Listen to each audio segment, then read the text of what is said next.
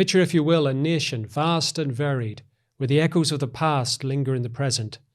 From the bustling streets of New York City to the quiet corners of small-town America, tales of the unexplained abound. So, let's take a trip through all 50 states, but one where the boundaries of reality are stretched and the unknown beckons, here on Things Visible and Invisible.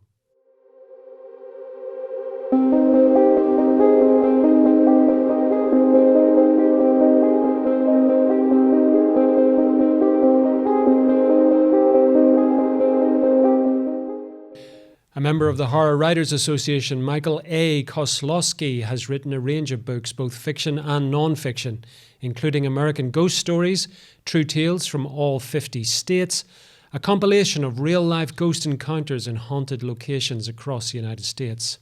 In addition, Bigfoot sightings, true tales across America, and he joins me down the line from his home in Michigan. Michael, welcome to Things Visible and Invisible. Thanks so much for having me. Michael, we have many good guests. You're one of our ideal guests. You combine both ghosts and Bigfoot. Tonight we're going to zone in on ghosts, though, and in particular ghosts that pertain to the United States of America. You've written a book where you detail across 50 states various hauntings. Would it be fair to say that there isn't one corner of the United States that doesn't have a ghost? Yeah, I'd be surprised if there's one town that doesn't have a ghost based on my research. So we're chock full of them. Okay, so listen, I'd like to go on a sort of journey with you tonight, a sort of travelogue across the wonderful 50 states of the United States. And so where would you like to take me first? To a haunted place or a particular ghost? Let's do a particular ghost here in my home state of Michigan. It's one that's kind of near and dear to me. Legend of Quay. So these ghost stories tend to be I don't want to say repetitive, but similar in nature, per my research anyway. Usually, the ghost is some sort of manifestation from some trauma or some very significant event. Quay is one of our lost love ghosts, right? Tale as old as time, as they say. This one actually occurred in an area where my family has property up in the northern part of Michigan. And Minnie, back in the late 1800s, lived in the town of Forster, which was a very big logging community at the time. And they had a great pier that went out and ships coming in and, shipping wood out, to various locations in Canada and Wisconsin, Minnesota, New York. So Minnie's family was pretty well off. She was an older teenager, about 15 years old, fell in love with a sailor who came into town, and her family was not happy about that, not one bit. So they kind of kept her away, did everything they could to, thwart the relationship. Eventually, the sailor goes back out to the lake. We were on the Great Lakes, which, if you're familiar with the U.S., the Great Lakes are the size of a sea, basically, right? They're very large. They have their own weather patterns, the whole thing. So tragedy strikes. Her boyfriend dies in a shipping accident. Boat sinks. Minnie becomes totally distraught and walks off the end of the pier, ending her own life. So a very Romeo and Juliet sort of situation, right? This is a very common sort of trope in ghost stories, right? The lost love, the suicide, the wandering then looking for her lover. And that's the legend that grew up around Minnie, and the story is that she will wander the beach of Forester. She'll wander the cemetery where she's buried, where people still leave trinkets on her gravestone. My mother, who grew up in the area, had her own experience with the ghost of Quay, who will sometimes be seen in the waters, the mostly frigid waters of Lake Huron, beckoning people in, young girls to join her, right, and kind of hypnotizing them like a siren, leading them to their demise in the frigid waters of Lake Huron. So Minnie is a story close to home. I haven't personally experienced her, but there's been, a lot of investigations around her. And as I said, my mother, as a teenager, having bonfires down on the beach, had her own experience with Minnie. So of the stories in the book, that's the one that's nearest to my heart. Well, I mean, it's an interesting story, Michael, because as you say, it's almost like a classic ghost story, if I can say that, or certainly what people Yeah, think a ghost story should consist of. There's a tragedy. There's a tragedy though, which is, it's something which we can all identify with. Somebody who's in love and somebody gets killed. It's a tragedy. It really is. Um, and it sort of gives itself to that sort of romantic idea of ghosts and hauntings and lost loves and all the rest of it. And obviously, people have seen it, but I mean, in your research, you must also be aware of the idea of susceptibility amongst people. That if I took you tonight to the Tower of London, which is not far from here, it's supposed to be the most haunted place in Britain. You would probably start to feel that there was maybe something in the atmosphere here. How much of that was suggestion and how much of that was reality? Therein lies the question. Again, in your researches and just talking about this particular case, I mean, do you think that its longevity proves, in a sense, that there's something here, as opposed to something which is just come up because of a sort of mass, not a mass delusion, but a sort of mass interest in something? Yeah, and I'll preface my answer with saying that I approach the supernatural and paranormal investigations that I do, which I'm reasonably new to within the last, call it 5, 6 years, that I got involved in writing, the unexplained genre sort of books and doing investigations and whatnot. And I approach them as a skeptic. I like to say an optimistic skeptic. I want to believe because I love the idea of magic and wonder and all that in the world, right? It makes it interesting. But I'm also an engineer by day, so very right-brained. I like facts and I like things that are tangible. So I call myself an optimistic skeptic, hoping to find proof, but not necessarily there yet in all cases. And I think you're onto something for sure. Investigations I've done myself, even though I'm not necessarily believing that I'm going to see a ghost or that I'm hearing a ghost or what that noise was or what that cold wind was something paranormal. It still raises the hairs on the back of your neck. You're still nervous. You're still walking around in the dark with just a flashlight waiting for something around the corner, right? So a lot of that lends to I think the ideas and the experiences that people have. I wouldn't discount anybody's experience ever, because it's their experience, not mine. And everyone that I've ever talked to is a very firm believer in what they've experienced. I just might not believe the explanation for what they experienced. Sure. I think the ones that have longevity tend to be more believable. As you said, I think they're more people are experiencing it, but again, the ones that are more interesting also tend to be, have more longevity and, more people want to be a part of it. And yeah. Okay, so we've gone to Michigan, your home state, and we've looked at something which your own family have been touched by.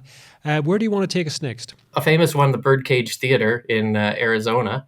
That one is part of the Tombstone legend that is part of the American Old West with Wyatt Earp and the whole group. Many people will know from the movies. The Birdcage is one of perhaps the last remaining original building in Tombstone. It's kind of a touristy ghost town these days. You can still go up to Boot Hill and see the graves and all that good stuff. But the Birdcage is haunted by the ghosts of the old gunslingers, the people that used to attend the theater there. People smell cigar smoke when they walk through. They hear people singing. Of course, they see shadowy apparitions here and there. That's a fun one because it's so popular and so famous, and well known. I could take you around to, I like to say, any lighthouse, any old tuberculosis ward, any mental institution, any prison, most high schools, they will all be haunted or have a story of a ghost. I think if you went to any lighthouse, you'd find a story about the haunted lightkeeper or somebody that fell from the thing or somebody, a sailor that crashed in the rocks, right? That's another sort of trope, I guess, that we would say, similar to the trauma that lends to a ghost story or maybe begins the ghost story. The locations are very are very much in that manner as well. Like I said, if it's a mental institution, I did a recent investigation here in my state of a mental institution that has been closed down for some time. Absolutely, 100% will be claimed to be haunted. You would claim it to be haunted. Yeah, well, somebody will, right? If it's a mental institution, there's a ghost. If there's a lighthouse, there's a ghost. You will find a story. Yeah, I mean, yes, I mean, I think you're absolutely right. I mean, these things have also, I mean, probably Stephen King has a lot to answer for a lot of this as well. You know, Yeah. the way he's coloured people's imaginations. The only thing, I mean, high schools. I mean, would you say that most American high schools are haunted? Surprisingly, a lot of ghost stories in high schools. I think those tend to be because the kids love the stories, right? They're sort of more urban legend.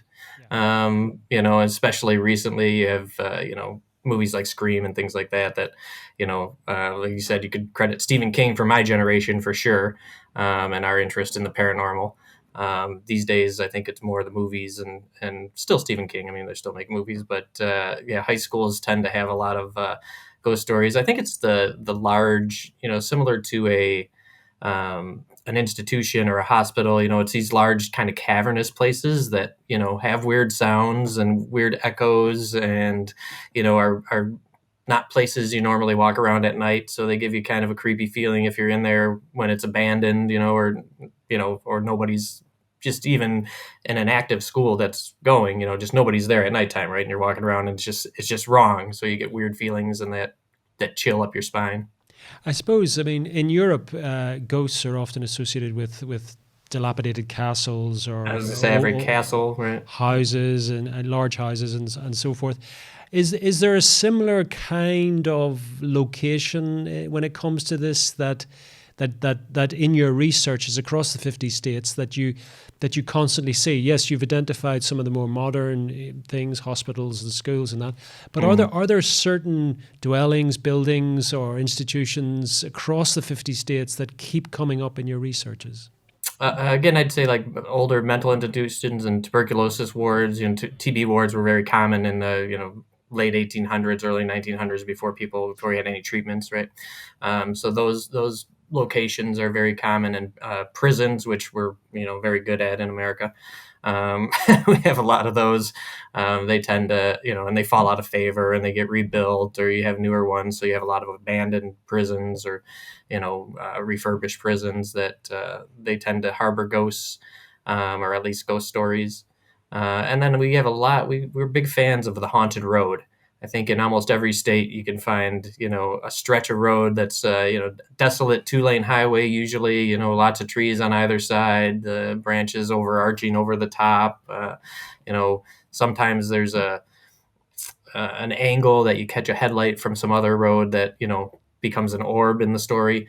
And sometimes it's just that dark, desolate road that, the stories tend to be either lady in white stories, similar to the story I began with, where somebody's lost their love and are walking around or searching, or somebody died on that road and is the phantom hitchhiker that gets in the car and then disappears, or the menacing truck or vehicle that chases you down as you're driving. Those tend to be the road ghosts, as I call them.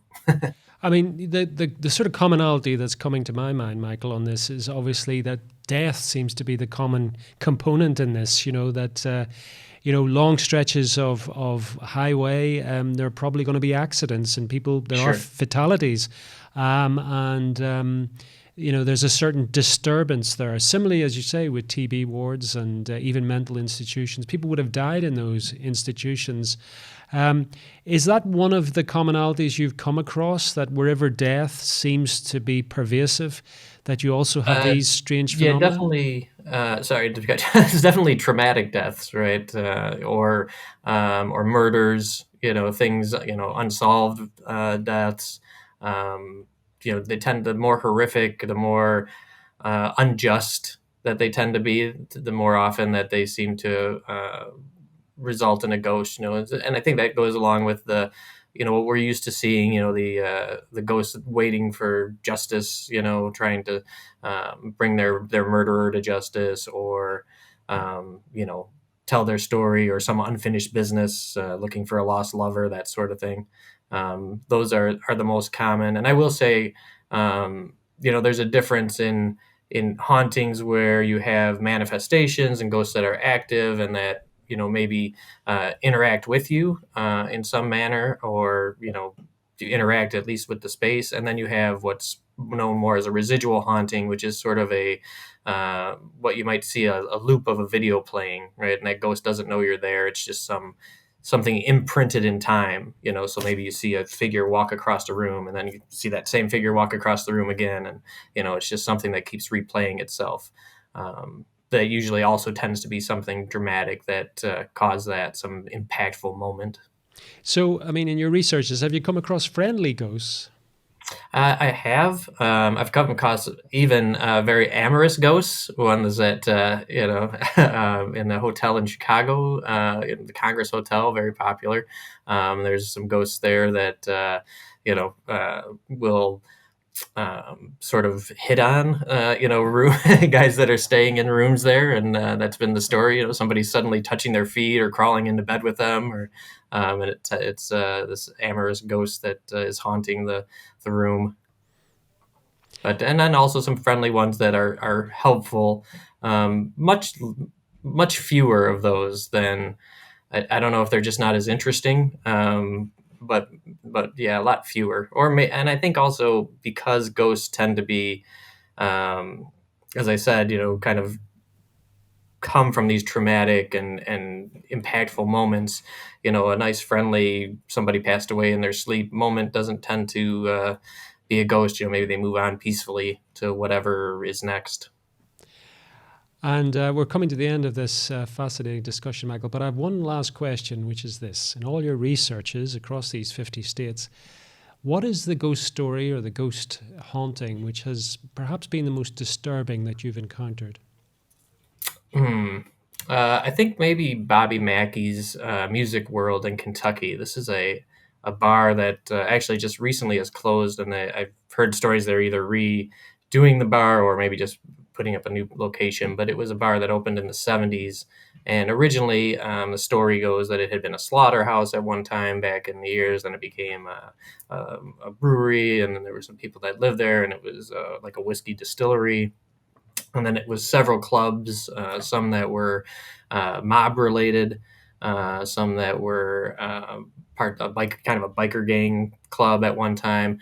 And then in the 70s, Bobby Mackey, who was a aspiring country music musician, bought the bar and turned it into sort of a Gillies sort of bar. If you're familiar with the Urban Cowboy movie, it's a big bar. There's line dancing, there's mechanical bulls, there's the whole thing, right? And it's a massive place. It's not your corner bar or your pub, right, that you walk into. This is an event center, basically. And that one was creepy. I went and investigated that actually with my fiance. We got kind of a private tour through the place at night and down below. And there's that one was very disturbing because there was a lot of kind of not just ghosts, but there was like demonic possession involved. There was a kind of a caretaker of the bar who lived up in an upper apartment who kind of went a little bit insane, having lived there and what he was dealing with, and goes there and eventually, took his own life. And so it was just a conglomerate of all the things you can think of, of all the sort of possessions and ghosts, whether it's a poltergeist or a, residual haunting or somebody that was murdered there. There was at least 2 murders that, people experienced ghost apparitions and things in the bathroom touching them and all that, related to those murders. So that place, like it was a hub of kind of paranormal activity and disturbing to walk through. You're walking through it at night at dark, and it's an older sort of still stuck in the 1970s decor. So you feel like you're walking back in time. And then, going down in the basement, there's still an old well that was there that's, reported to be a portal to hell, and like it has all the stories are at that bar. Every one of the ghost stories you can think. I have to ask, Michael, I hope you don't mind me asking, did your fiance stay with you after that visit? She did. She's actually more kind of more in touch, I guess, with the spiritual realm than I am. So, she felt some things and heard some whispers and stuff that I didn't quite pick up. But It wouldn't be everybody's idea of a date, but never mind. Michael, tell people where they can find out more about you and pick up a copy of your fascinating book. Yeah, so here's the book here, American Ghost Stories. And the best place to start is at my website, www.mikekozlowski.com. But you can pick up the book on Amazon, Barnes & Noble. I'm not sure in the UK your biggest stores, but hopefully they have it. And certainly any independent stores can order it in for you. I'm a big fan of independent bookstores, so if you just go in and say, hey, I'm looking for Mike Kozlowski's Ghost Book, they'll have it for you in a day or two. That's probably the best place, though, www.mikekozlowski.com, and you can link to everywhere else. You can get in touch with me. You can find all my books there. For now, Michael, thank you so much for coming on Things Visible and Invisible. Yeah, it was great being on. Appreciate it. Thank you for joining us on another episode of Things Visible and Invisible. We're dedicated to uncovering phenomena that challenge our understanding of reality, from ancient enigmas and paranormal encounters to scientific anomalies and forgotten histories. If you enjoyed this journey into the mysterious and unexplained, please consider subscribing to our channel and hitting the notification bell to stay updated on future explorations. Have a personal experience or story that aligns with our investigations?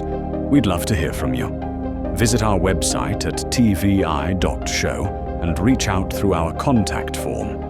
While we can't feature every submission, we review them all, and your story might be featured in an upcoming episode. To support our continued investigations, please consider becoming a Patreon supporter or channel member. Your contributions make these explorations possible and give you access to exclusive content, early releases, and monthly behind-the-scenes discussions with our team. Don't forget to check out our merch store. We've got everything from TVI-branded t-shirts and hoodies to stickers and coffee mugs, perfect for showing your support while keeping the mysteries close. Thank you for watching, and we'll see you next time as we continue to explore the things visible and invisible.